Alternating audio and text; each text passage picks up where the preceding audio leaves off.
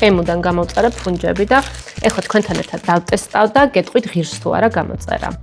დავიწყოთ ამ აკვარელის ფუნჯებით, ესე იგი ამას ეწერა რომ არის აკვარელის. ხათაშორის იზომები ჩამავიდა რაც ეხატა და როგორი წარმოდგენაც მქონდა, რაც შეეხება სირბილეს.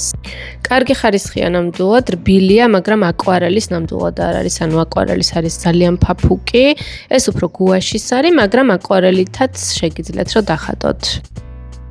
გადავიდეთ შემდეგ ფუნჯებზე, ამასაც ეწერა რომ არის აკვარელის ფუნჯები. მაგრამ შეფუთვაზე რატომაც არც ერთს არ აწერია რომ აკვარელის არის, უბრალოდ აღწერაში ეწერა ორივეს. რაც შეეხება მოცულობას, ეს გაცილებით უფრო დიდი ეხატა, ვიდრე ჩამოვიდა. წებულსვია და ეხლა წყალში გავავლებ და ვნახოთ როგორი სირბილის არის.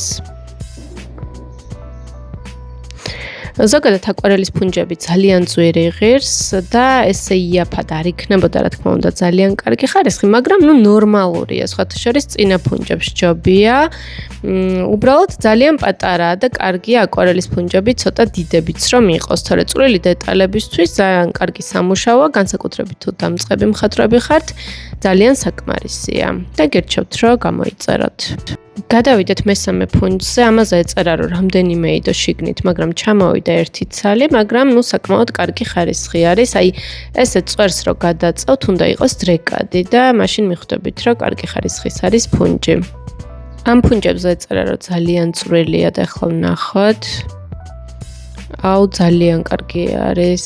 აი, უწვრილესი და უთხელესი ფუნჯი აქვს, თუ მუშაობთ თხელ დეტალებში. აი მართლა ნემსივით არის, ხუთივე არის სხვადასხვა ზომა და აი ნამდვილად გირჩევთ. სხვათა შორის ეს წვრილი ფუნჯები ძალიან მალე ფუჭდება ხოლმე, მაგრამ ცოტა ხანი მაინც იმუშავებთ კარგად, იმიტომ რომ აი ძალიან თხელი და კარგი წვერი აქვს და თვითონ ეს ხარისხი ფუნჯის ძალიან კარგი არის და ნამდვილად გირჩევთ. თუ დაგაინტერესებთ, მომწერეთ და ყველას ლინკებს დავდებ კომენტარებში. კომენტარებში მომწერეთ, რომელი სამხატვრო მასალა გაინტერესებთ, რა გინდათ რომ დავტესტოთ და ასევე მომწერეთ, რა გინდათ რომ დავხატოთ მომავალ ვიდეო გაკვეთილში.